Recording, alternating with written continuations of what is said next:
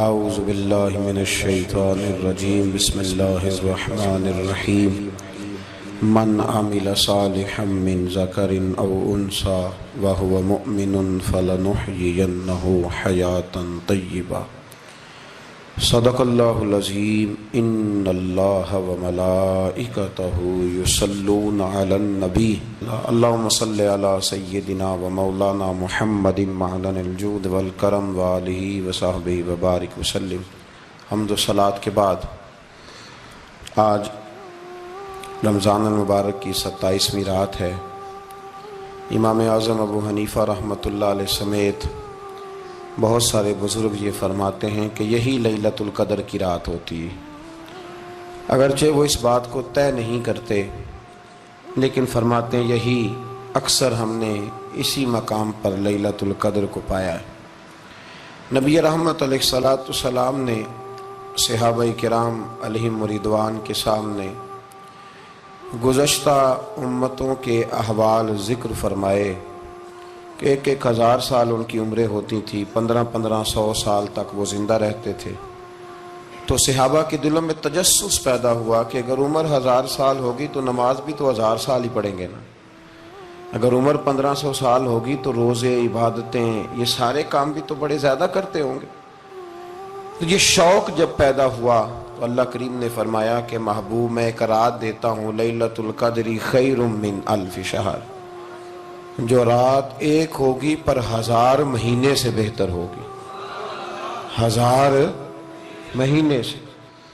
یہ رات اگر کسی کو میسر آ جاتی ہے اور پھر وہ صدق کے دل کے ساتھ، یعنی توجہ کے ساتھ، انہماک کے ساتھ، احتساب کی نیت سے، گناہوں کی معافی کی نیت سے اگر وہ اس رات کا قیام کرتا ہے، عبادت کرتا ہے، ذکر کرتا ہے، دعا کرتا ہے، تو محبوب کریم علیہ السلام نے وعدہ فرمایا ہے کہ اللہ اس کے پچھلے سارے گناہوں کو معاف فرما دے گا۔ دین، شریعت، قرآن، اسلام یہ بحث کرنے نہیں آیا دنیا میں۔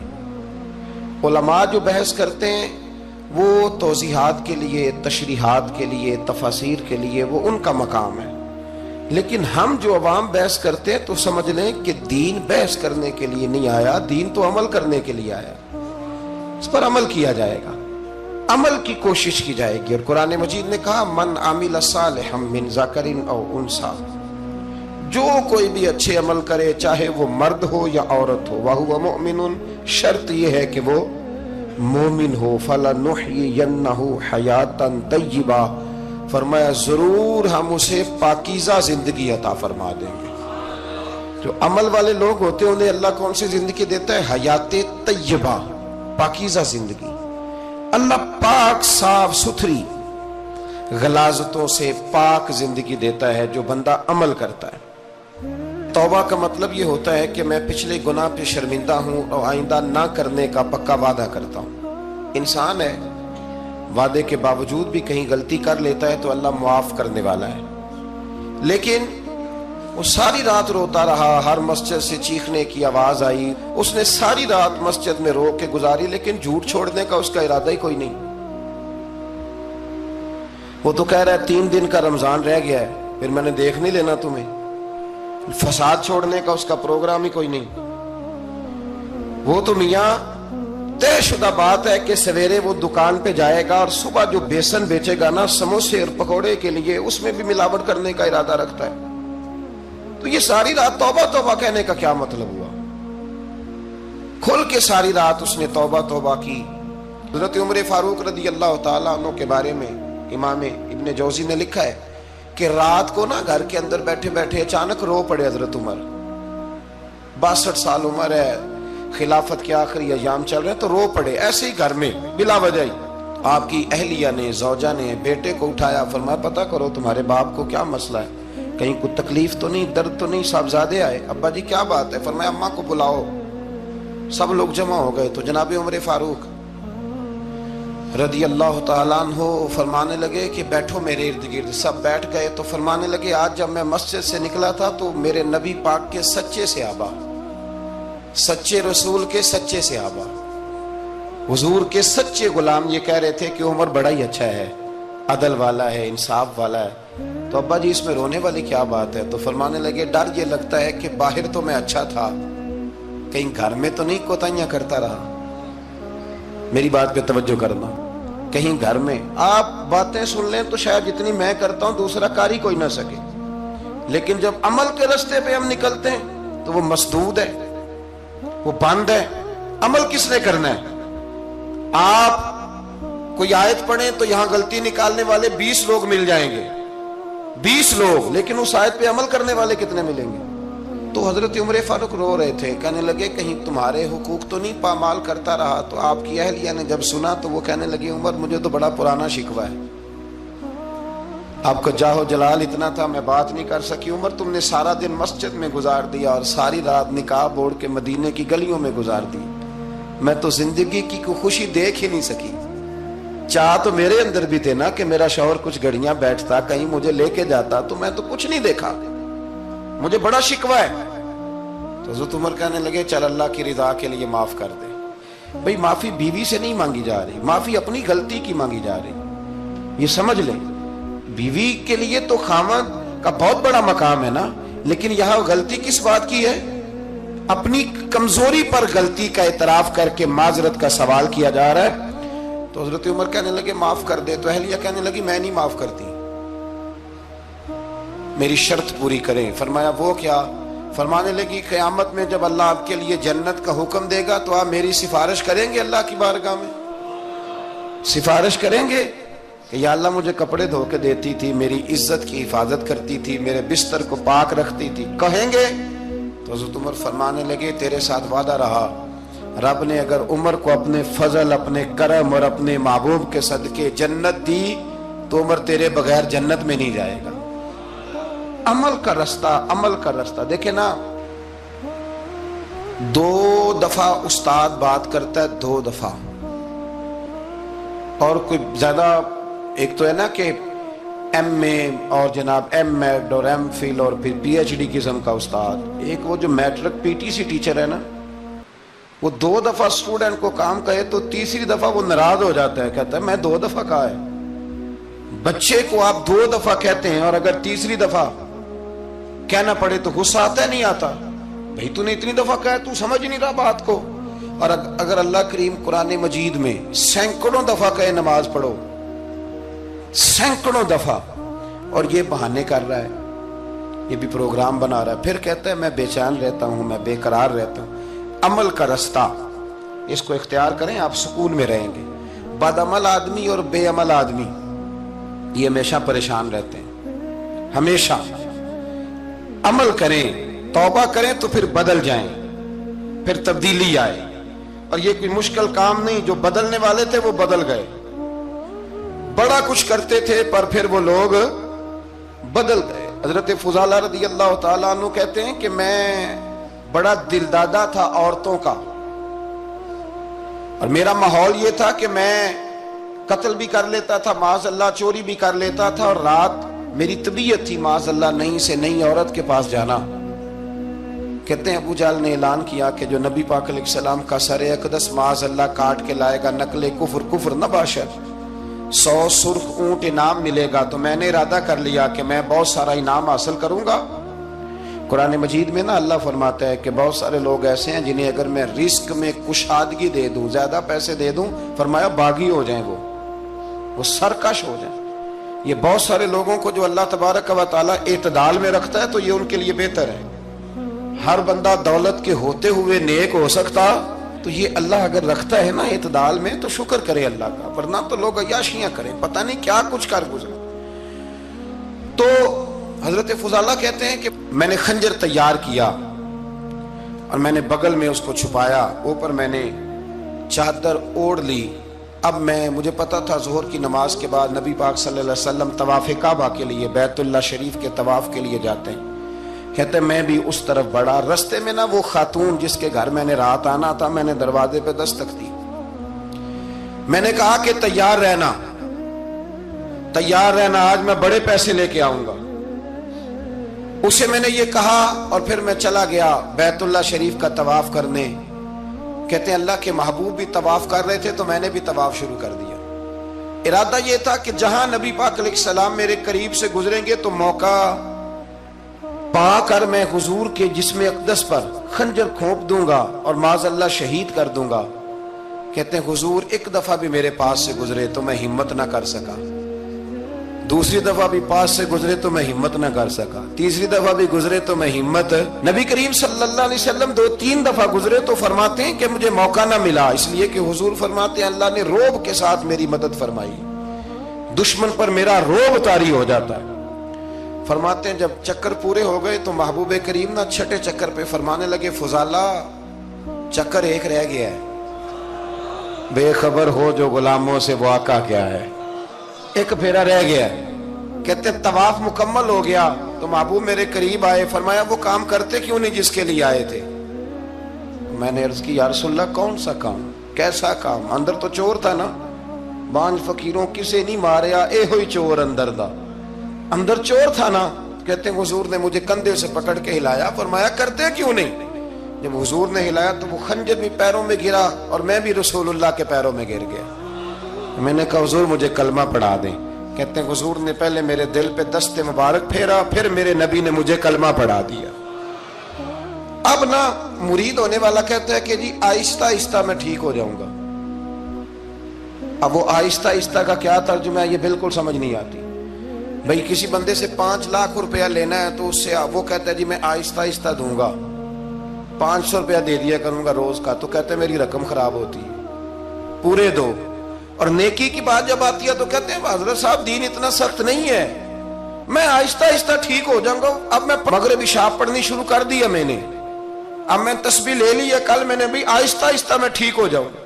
یعنی رقم لینی ہو تو وہ آہستہ آہستہ قبول نہیں ہے، لیکن اور مکان کی رجسٹری اگر کرانی ہو تو مالک مکان کہے گے آہستہ آہستہ کرا لو، کہتے ہیں پیسے پورے دیے، سویرے چل اور بیان دے۔ یہ کیا بات ہوئی؟ یہاں یہ جو ہمارا ماحول تھا نا کر لیں گے ہو جائے گا، یقین کریں لوگ قبروں میں چلے گئے ہیں پر مسجدوں میں نہیں آئے، ہر کام سے لوگ ریٹائر ہوئے پر گناہوں سے ریٹائر نہیں ہوئے، آخر تک تباہی اتر گئی لیکن لوگ بدلنے کو تیار نہ ہوئے۔ حضرت فضالہ کہتے ہیں ابھی میں نے کلمہ پڑھا، ابھی میں واپس آیا، رستے میں وہ بی بی کھڑی تھی، کہتے ہیں میں وہ شخص تھا کہ عورتیں مرتی تھی میرے اوپر اور کسی کی جرت تھی کہ وہ آئیں بائیں شائیں کرے، لیکن فرماتے ہیں میں بی بی کے پاس سے گزر گیا، پہلے تو اس کا خیال تھا رکے گا، لیکن جب میں رکا نہ تو دروازے پہ آئی، اور جب میں گزر گیا تو اس نے آواز دی، لیکن میں نے سنی انسنی کر دی، جب آگے بڑھا تو میرے پیچھے دوڑی۔ فرماتے ہیں مجھے پکڑ کے کہنے لگی فضالہ تجھے کیا ہوا، تو وہی نہیں جو یہاں سے گیا تھا؟ آپ فرماتے ہیں میں کبھی نہیں رویا تھا، میں کبھی نہیں رویا تھا، اور جب کہا نا تو وہی نہیں، کہتے میں نے سر اٹھایا تو میری آنکھوں میں آنسو تھے، میں نے کہا میں جو گیا تھا وہ نہیں ہوں، اب تو میں محمد عربی کا غلام بن گیا، اب میں وہ نہیں ہوں، اب نہیں ہو سکتا کہ کوئی میری نظر میلی ہو جائے، یہ کیسے ممکن؟ اب نا اسلام کی تعریف ہم نے یہ کی ہے کہ خبردار کوئی ہمارے قریب نہ آئے، ہم کسی کو بات نہیں کرنے دیتے کہ ہم مسلمان ہیں، ہم بات نہیں کرنے دیتے۔ پتہ کیا بات ہے، ایک میری یہ تقریر ہوتی ہے ممبر پہ، اور ایک میرا عمل ہوتا ہے جب میں سفر کرتا ہوں، جب میں گاڑی میں بیٹھتا ہوں، جب میں دوستوں سے ملتا ہوں، جب ان دونوں باتوں میں تضاد آتا ہے نا، تضاد، تو لوگ تقریر کو جذبات نہیں کہتے، ایک فن بن جاتی ہے تقریر۔ آپ کو پتہ ہے نا وائزین نعت خاں کہتے ہیں میں نے محفل لوٹ لی، پھر لوگ شمار کرتے ہیں کتنے لوگوں نے سبحان اللہ کہی، پھر لوگ شمار کرتے ہیں کہ آج 5 بندے روئے بھی تھے جب میں تقریر کر رہا تھا، تو پھر یہ فن ہے، یہ جذبات کا اظہار۔ سمجھ لیں بات کو کہ عمل جب آپ نہیں نہ کرتے عمل، تو آپ خود بڑے بے چین رہتے ہیں کہ یار یہ میں کیا کر رہا ہوں، یہ کون سا گورکھ دھندا ہے کہ میرا عمل صفر ہوتا جا رہا ہے۔ ہمارے ایک استاد تھے تو وہ فرمایا کرتے تھے کہ اگر پڑھے لکھے آدمی کو تم بے عمل دیکھو تو اس سے دور ہٹ جایا کرو ورنہ تمہیں بھی بے عمل کر دے گا۔ میں نے ان سے عرض کی، میں نے کہا حضور یہ کیا ہے؟ تو فرمانے لگے اپنے حضرت صاحب سے پوچھنا، وضاحت کریں گے۔ میں نے حضرت صاحب سے کہا جی عجیب بات کر دی ہے، علم والے بندے کے پاس بیٹھ کے تو علم آتا ہے، تو وہ فرما رہے تھے کہ علم والے بندے کے پاس اگر وہ بے عمل ہو تو بالکل نہ بیٹھنا، تو حضرت صاحب فرمانے لگا انہوں نے صحیح کہا ہے. اب بات بہت بڑی ہے، پتہ نہیں آپ کی سمجھ میں آتی ہے نہیں آتی، بہرحال کر دیتا ہوں. پڑھا لکھا بندہ اگر بے عمل ہو تو اس کے پاس، تو میں نے کہا حضور کیوں؟ فرمانے لگے اس لیے کہ وہ اپنی بے عملی پر بھی دلائل دے گا، وہ بے عملی پر بھی دلیلیں قائم کرے گا کہ یہ وجہ ہے تو اس لیے میں ایسے کر رہا ہوں. تو چونکہ وہ بے عمل ہے اور ہے پڑھا لکھا، نبی کریم صلی اللہ علیہ وسلم کے غلام نہ پل بھر میں بدل جاتے تھے. اور اللہ تعالیٰ بھی نا بڑے موقع دیتا ہے ہمیں، بڑے موقع. حضور نے فرمایا جس نے ایمان اور احتساب کی نیت سے روزے رکھے وہ نئی زندگی کا آغاز کرے، اس لیے کہ اللہ نے اس کے پچھلے سارے گناہ معاف فرما دیے. میرے نبی کریم علیہ السلام نے فرمایا جو شخص بیمار ہو گیا، مریض ہو گیا، اور نسائی شریف میں فرمایا کہ 3 دن تک بستر پہ رہا اور اس نے شکوہ نہ کیا اللہ کا، اور جب وہ شفا یاب ہو کے بستر سے اٹھا ہے نا، تب اللہ نے اس کے پچھلے سارے گناہ معاف فرما دیے. اور فرمایا جو حج کرنے گیا، حج کر کے واپس آیا، اللہ کے حبیب فرماتے ہیں یوں سمجھے کہ میں آج ہی ماں کے پیٹ سے پیدا ہوا. بڑے موقع اللہ نے دیے، بڑے موقع، بڑے سارے موقع عطا فرمائے کہ میں تیرے پچھلے گناہ معاف کر دوں گا. تو بھی تو نئی زندگی کا آغاز کرنا، تو بھی تو شروع کرنا نئے سرے سے، تو بھی تو بدل کے آنا، تو بھی تو اپنے اندر تبدیلی پیدا کرنا. سالوں بیت گئے، ہمیں سالوں بیت گئے، تقریر کرتے، تقریر سنتے، قرآن سنتے، پورا قرآن سنتے، ترجمہ اور تفسیر لوگوں نے پڑھ پڑھ کے بڑا جگہوں پہ لوگ دلائل دیتے، بات کرتے. کب وہ وقت آئے گا جب ہم عمل کریں گے؟ تھوڑا مجھے سفر کرنا پڑتا ہے، دنیا میں گھومتا رہتا ہوں، تو کچھ چیزیں ایسی ہوتی ہیں جو کبھی کبھی انوکھی ہو جاتی ہیں. میں ایک جگہ پہ تھا تو وہاں 4 5 6 عمرے کے ٹکٹ تھے محفل میں. تو ہمارے آپ کو پتہ ہے نا وہ جو دلیلوں والے لوگ ہیں ان بیچاروں کو بھی کوئی دلیل نہیں ملتی. تو ایک صاحب مجھے کہنے لگا جی عمرے کا ٹکٹ دینا جائز ہے قرآن اندازی کر کے؟ میں نے کہا یار چلو جائز ہی رہنے دو، تیری مہربانی، کہ اب اس پہ بھی اعتراض آ گیا ہے. میں نے کہا 100% جائز ہے، کوئی اس میں کوئی ایسی بات نہیں ہے. لیکن اندازی تو شروع ہو گئی جو حدیث میں نہیں آئی، عمرے کے ٹکٹ والی ہے جائز، پر نبی پاک نے جس قرآن اندازی کا کہا تھا وہ کب ہوگی؟ حضور نے فرمایا تمہیں پہلی صف کے ثواب کا پتہ چل جائے تم قرآن اندازی کرو. وہ کس دن کرنی ہے؟ کس مسجد میں ہوتی ہے؟ حضرت عبداللہ ابن مسعود فرماتے ہیں تمہیں پتہ چلے اذان کا ثواب کتنا، تم قرآن اندازی کرو. کب کرنی ہے؟ کون پڑھے گا اذان؟ کون یہ آگے بڑھ کے کام کرے گا؟ بھئی جو قرآن اندازی حدیث میں ہے وہ کب ہوگی؟ یہ تو قرآن اندازی شروع ہو گئی اور ہو رہی ہے. اب تو لوگ جہیز دینے لگے ہیں قرآن اندازی کر کے، یہ ماحول بن گیا. دین عمل کرنے کے لیے آیا ہے. جو حکم میرے نبی پاک کے غلاموں کو ملا انہوں نے عمل کر کے دکھایا، انہوں نے عمل کر کے دکھایا. وہ عمل کے میدان کے لوگ تھے. حضرت ابوبکر صدیق سے زیادہ روایات مروی نہیں ہیں، اگر ڈھونڈنے نکلو گے تو زیادہ قول نہیں ملیں گے ان کے. حضرت عمر فاروق کے زیادہ اقوال، زیادہ ارشادات آپ کو نہیں ملیں گے. حضرت سیدنا عثمان غنی کی زیادہ باتیں آپ کو نہیں ملیں گی. ان کا عمل ملے گا، ان کا کردار ملے گا، ان کا لب و لہجہ ملے گا. زندگی گزارنے میں کیا طریقہ اختیار کیا وہ آپ کو ملے گا. اب تو وہ لوگ رخصت ہو گئے جن کے عمل سے لوگ زندگی پکڑتے تھے، عمل سے، کردار سے. تو عمل کا رستہ کب اختیار کریں گے؟ آگے کب بڑھیں گے؟ میرے رسول کریم صلی اللہ تعالی علیہ وسلم کے غلام عمل کرتے تھے، اور جب عمل کرتے تھے پھر اس کا ریزلٹ آتا تھا. یاد رکھنا ریزلٹ نیتوں کا آتا ہے، ارادوں کا آتا ہے، عمل کا آتا ہے.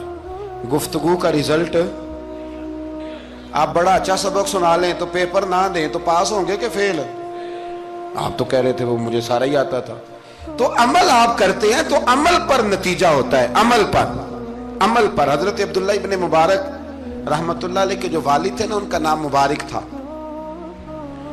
وہ ایک باغ میں رہا کرتے تھے، باغ کی دیکھ بھال کرتے تھے بڑے صاف ستھرے، بڑی ان کی طبیعت میں نکھار تھا.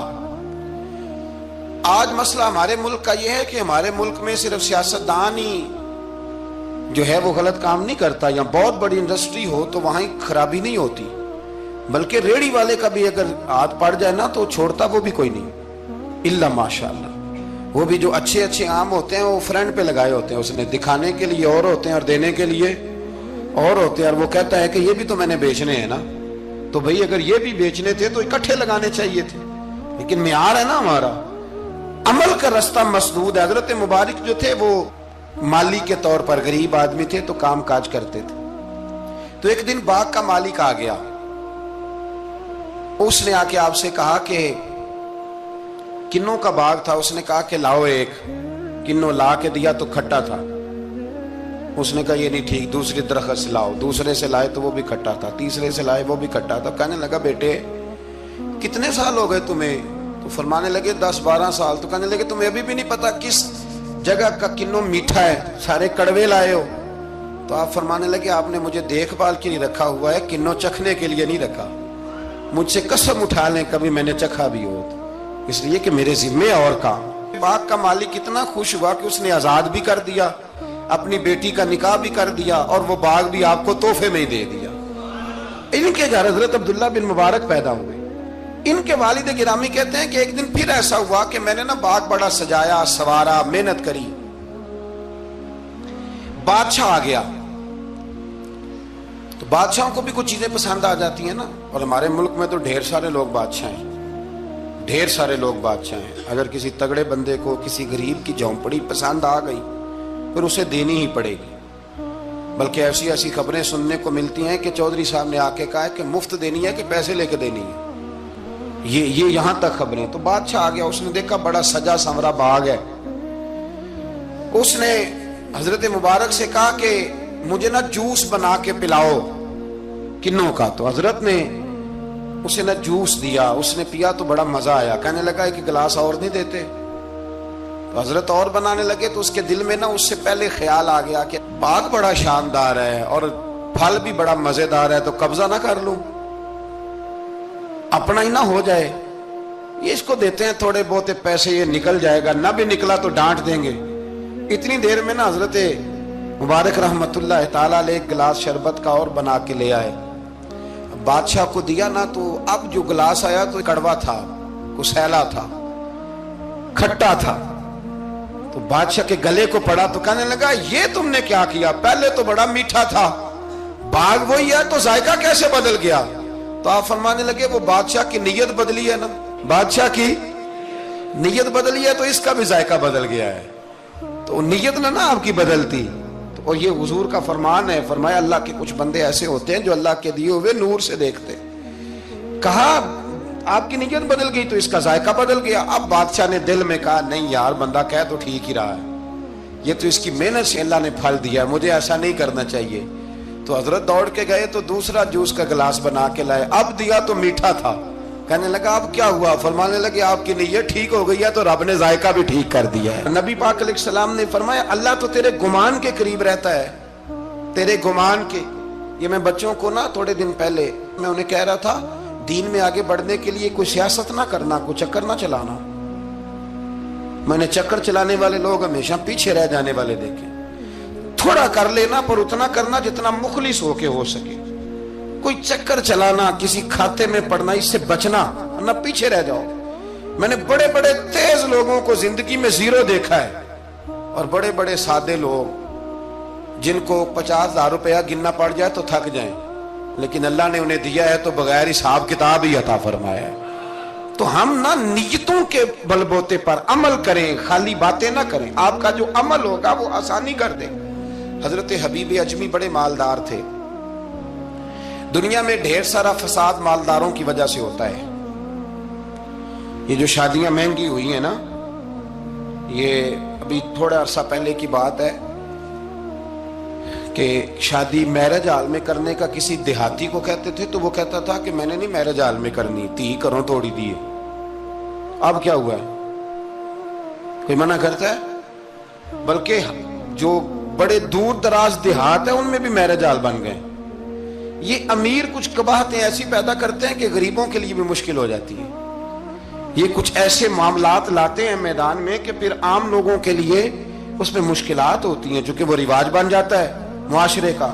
پیسے والا آدمی اس رواج کو لاتا ہے میدان، اس سے خرابی ہوتی ہے۔